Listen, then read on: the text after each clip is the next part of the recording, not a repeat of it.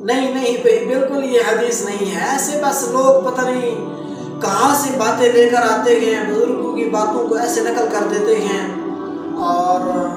ایسے ہی بس یہ حدیث مشہور ہے نا کہ آپ نے بہت دفعہ سنا ہوگا، میں نام نہیں لیتا ان کا، کہ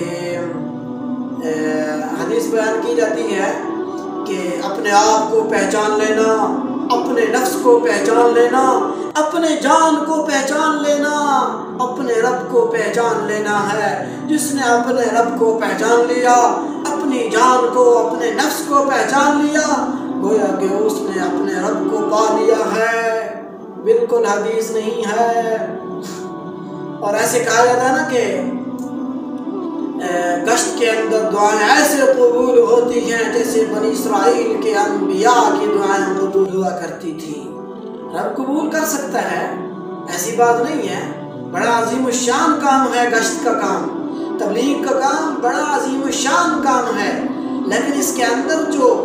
یہ من گھڑت حدیثیں بیان کی جاتی ہیں، جو لوگ اندر داخل ہو گئے ہیں، جو ایسی باتیں بیان کرتے ہیں، اپنے آپ کو پہچان لیا تو رب کو پہچان لیا،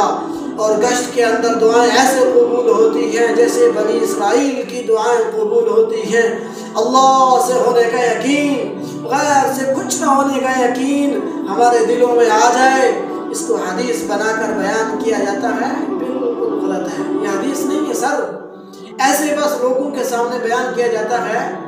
اور اپنے آپ کو پتہ نہیں ہوتا جہنم کی گڑھے میں ڈال رہے ہوتے ہیں۔